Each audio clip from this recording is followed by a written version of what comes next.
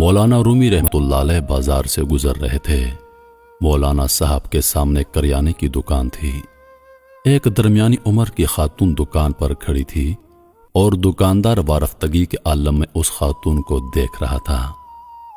وہ جس چیز کی طرف اشارہ کرتی دکاندار ہاتھ سے اس بوری سے وہ چیز نکالنے لگتا اور اس وقت تک وہ چیز تھیلے میں ڈالتا جاتا جب تک خاتون کی انگلی کسی دوسری بوری کی طرف نہیں جاتی، اور دکاندار دوسری بوری سے بھی اندھا دھن چیز نکال کر تھیلے میں ڈالنے لگتا۔ یہ عجیب منظر تھا۔ دکاندار وارفتگی کے ساتھ گاہک کو دیکھ رہا تھا اور گاہک انگلی کے اشارے سے دکاندار کو پوری دکان میں گھما رہا تھا، اور دکاندار الادین کے جن کی طرح چپ چاپ اس کے حکم پر عمل کر رہا تھا۔ خاتون نے آخر میں لمبی سانس لی اور دکاندار کو حکم دیا، چلو بس کرو، آج کی خریداری مکمل ہو گئی۔ دکاندار نے چھوٹی چھوٹی تھیلیوں کے منہ بند کیے۔ یہ تھیلیاں بڑی بوری میں ڈالی، بوری کندھے پر رکھی اور خاتون سے بولا، چلو زبیدہ، میں سامان تمہارے گھر چھوڑ آتا ہوں۔ خاتون نے ہاں میں گردن ہلا دی اور پوچھا، کتنا حساب ہوا؟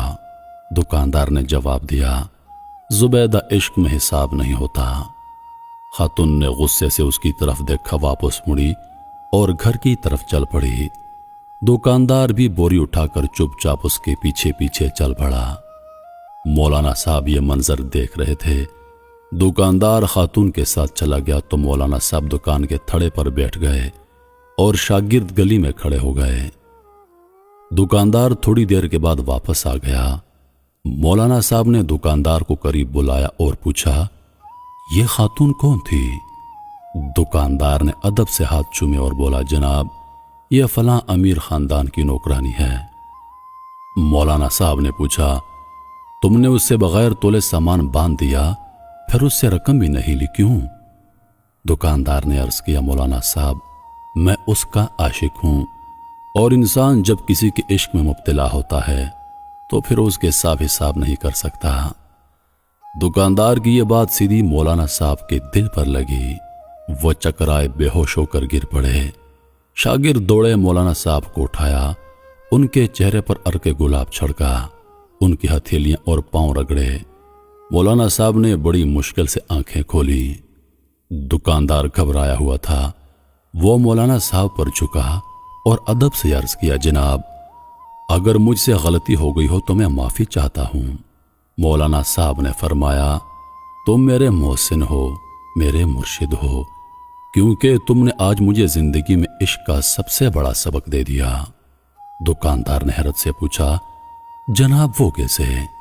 مولانا صاحب نے فرمایا، میں نے جانا تم ایک عورت کے عشق میں مبتلا ہو کر حساب سے بیگانے ہو، جبکہ میں اللہ کی تسبیح بھی گن گن کر کرتا ہوں، نفل بھی گن کر پڑھتا ہوں، اور قرآن مجید کی تلاوت بھی اور راگ گن کر کرتا ہوں، لیکن اس کے باوجود اللہ تعالیٰ سے عشق کا دعویٰ کرتا ہوں۔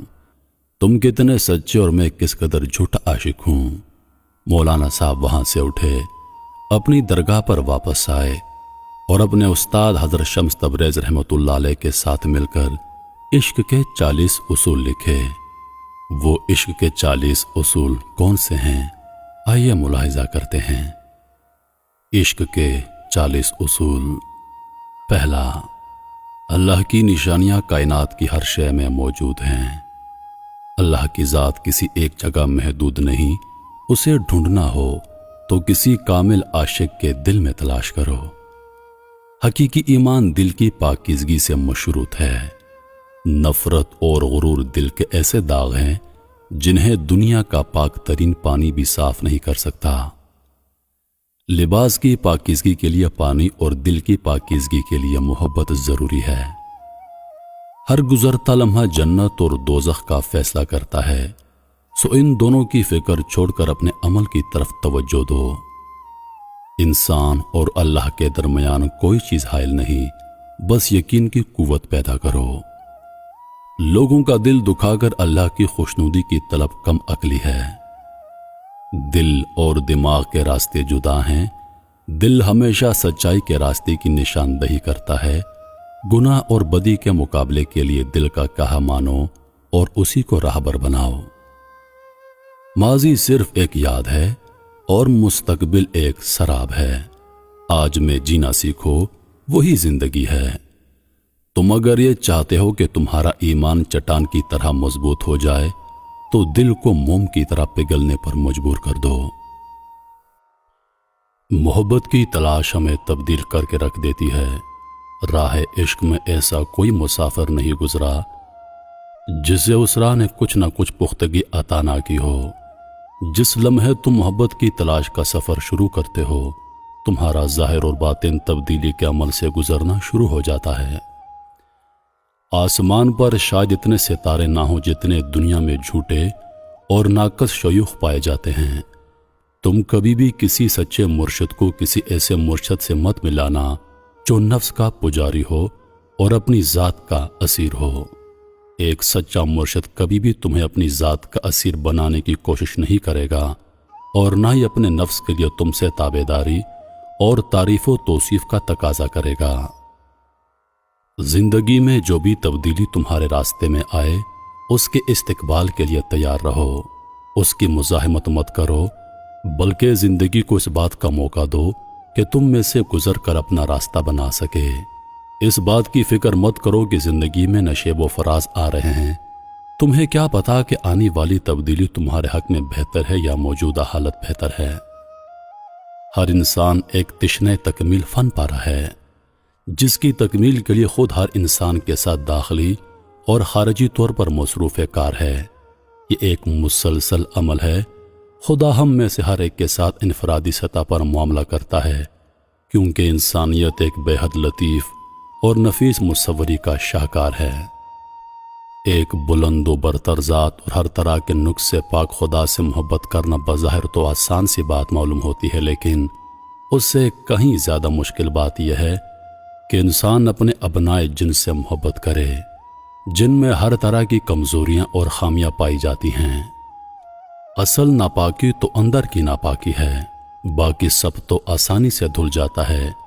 گرد و غبار کی بس ایک ہی قسم ہے جو پاکیزہ پانی سے صاف نہیں ہو پاتی، اور وہ ہے نفرت اور تعصب کے دھبے جو روح کو آلودہ کر دیتے ہیں۔ پوری کی پوری کائنات ایک انسان کے اندر موجود ہے۔ تم اور تمہارے ارد گرد جو کچھ تمہیں دکھائی دیتا ہے، تمام چیزیں خواہ تمہیں پسند ہو یا ناپسند، تمام لوگ خواہ تم ان کے لیے رغبت محسوس کرتے ہو یا کراہت، یہ سب کے سب تمہارے اپنے اندر کسی نہ کسی درجے میں ملیں گے۔ چنانچہ شیطان کو باہر مت دیکھو بلکہ اپنے اندر تلاش کرو۔ شیطان کوئی ایسی غیر معمولی قوت نہیں جو تم پر باہر سے حملہ آور ہوتی ہے، بلکہ تمہارے اندر سے ابھرنے والی ایک معمولی سی آواز کا نام ہے۔ اگر تم چاہتے ہو کہ لوگ تمہارے ساتھ اپنے برتاؤ کو اور رویے کو تبدیل کر دیں، تو اس کے لیے پہلے تمہیں اس رویے کو تبدیل کرنا ہوگا جو تم اپنے آپ کے ساتھ روا رکھتے ہو۔ اس بات پر پریشان مت ہو کہ راستہ کہاں لے کر جائے گا، بلکہ اپنی توجہ اپنے پہلے قدم پر رکھو، یہی تمہاری ذمہ داری ہے۔ اس نے ہم سب کو اپنی صورت پر پیدا کیا ہے، لیکن اس کے باوجود ہم سب ایک دوسرے سے مختلف اور یکتا و ممتاز ہیں۔ کوئی بھی دو انسان ایک جیسے نہیں، کوئی بھی دو دل یکساں طور پر نہیں دھڑکتے۔ اگر وہ چاہتا کہ سب لوگ ایک جیسے ہو جائیں تو وہ ان کو ایک جیسا بناتا۔ جب اس کا سچا چاہنے والا کبھی میکدے میں جا پہنچے تو وہ میکدہ اس کے لیے محراب و مصلی کی صورت اختیار کر لیتا ہے، لیکن اگر کوئی بہکا ہوا مسجد میں چلا جائے تو وہ اس کے لیے میخانہ بن جاتی ہے۔ جو کچھ بھی ہم کرتے ہیں اس میں اصل کردار تو ہمارے دل کا ہے، ہمارے اندر کا ہے، ظاہر کا نہیں۔ زندگی تو ایک ادھار کے مانند ناپائیدار ہے، اور اصل حقیقت ایک دھندلا سا خاکہ اور نقل۔ صرف بچے ہی اصل حقیقت کے بجائے کھلونوں سے بہلتے ہیں، لیکن اس کے باوجود لوگ کھلونوں پر فریفتہ ہو پاتے ہیں، بے قدری سے انہیں توڑ ڈالتے ہیں۔ پروردگار کی سلطنت میں انسان کو بہت خاص مقام و مرتبہ حاصل ہے۔ اللہ نے کہا، اور میں نے اس کے اندر اپنی روح میں سے پھونک دیا۔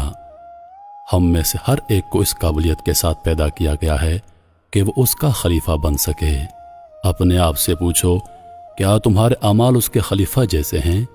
یاد رکھو، ہم پر لازم ہے کہ ہم اس رحمانی روح کو جو ہم میں پھونکی گئی ہے اس کو اپنے اندر دریافت کریں، پہچانیں اور اس کے ساتھ جئیں۔ جنت اور دوزخ کے بارے میں فکر مند رہنا چھوڑ دو، کیونکہ جنت اور دوزخ یہی ہیں، اسی لمحہ موجود میں ہیں۔ کائنات ایک وجود واحد ہے، یہاں ہر کوئی اپنے اپنے واقعات کے غیر مری دھاگوں سے ایک دوسرے کے ساتھ لپٹا ہوا ہے۔ یہ دنیا اس برفانی پہاڑ کی طرح ہے جہاں بلند کی گئی ہر آواز پہاڑوں سے ٹکرا کر واپس تم تک پہنچتی ہے۔ جب بھی تم کوئی اچھی یا بری بات کرو گے تم تک واپس ضرور پلٹ کر آئے گی۔ دنیا خط مستقیم، ماضی ایک تعبیر ہے، ایک نقطہ نظر ہے، جبکہ مستقبل مایا کی صورت میں وقت کے دھارے میں سے نہیں گزرتی جو ماضی سے مستقبل کی طرف جا رہا ہو۔ تقدیر کا مطلب نہیں کہ تمہاری زندگی کو مکمل طور پر باندھ کر رکھ دیا گیا ہے۔ ہر بات کو مقدر پر چھوڑ دینا اور کائنات کے ساتھ ہم آہنگ ہونے کی کوشش نہ کرنا محض جہالت کی علامت ہے۔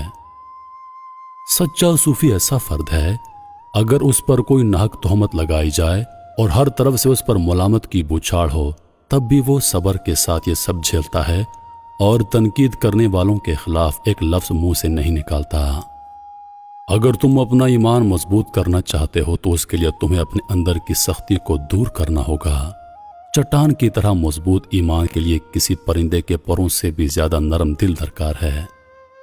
کوئی امام، کوئی پادری، کوئی ربی اور اخلاقی مذہبی قائدین میں سے کوئی بھی تمہارے اور تمہارے رب کے بیچ حائل نہیں ہونا چاہیے، حتیٰ کہ تمہارا ایمان اور تمہارا روحانی مرشد بھی نہیں۔ اس دنیا میں جہاں ہر کوئی کسی نہ کسی مقام پر پہنچنے اور کچھ نہ کچھ بننے کی جدوجہد کرتا ہے، حالانکہ یہ سب کچھ ایک دن اس کو یہیں پر چھوڑ جانا پڑتا ہے۔ سر تسلیم خم کرنے اور راضی برضا رہنے کا یہ مطلب نہیں کہ ہم بے عمل ہو کر عزو معطل ہو جائیں، اور نہ ہی یہ جبریت ہے، بلکہ یہ تو اس کے بالکل برعکس ہے۔ اس دنیا میں جہاں ہم رہ رہے ہیں، یکسانیت اور ہمواریت ہمیں آگے لے کر نہیں جاتی بلکہ مخالفت اور تضاد آگے لے کر جاتا ہے۔ دنیا عمل اور اس کے رد عمل کے اصول پر قائم ہے۔ نیکی کا ایک قطرہ یا برائی کا ایک ذرہ بھی اپنا رد عمل یا نتیجہ پیدا کیے بغیر نہیں رہتے۔ خدا بہت باریک بین اور بڑا ہی کاریگر گھڑی ساز ہے، اتنا درست کہ زمین پر ہر چیز اپنے مقررہ وقت پر وقوع پذیر ہوتی ہے، نہ ایک لمحہ پہلے اور نہ ایک لمحہ تاخیر سے۔ کوئی حرج نہیں اگر زندگی کے کسی بھی مرحلے میں ہم اپنے آپ سے یہ سوال پوچھیں کہ کیا میں اپنا طرز زندگی اور اپنی روش بدلنے کے لیے تیار ہوں؟ کیا میں اپنا آپ بدلنے کے لیے تیار ہوں؟ اگر دنیا میں ہماری زندگی کا ایک دن بھی گزرے ہوئے دن کے مساوی گزرے تو بڑی حسرت کا مقام ہے۔ جز تبدیل ہوتا رہتا ہے لیکن اس کا کل ویسے کا ویسا رہتا ہے۔ محبت کے بغیر زندگی بے معنی ہے۔ مت سوچو کہ مجھے کس قسم کی محبت کی تلاش ہے، روحانی یا جسمانی، ملکوتی یا ناسوتی، مشرقی یا مغربی۔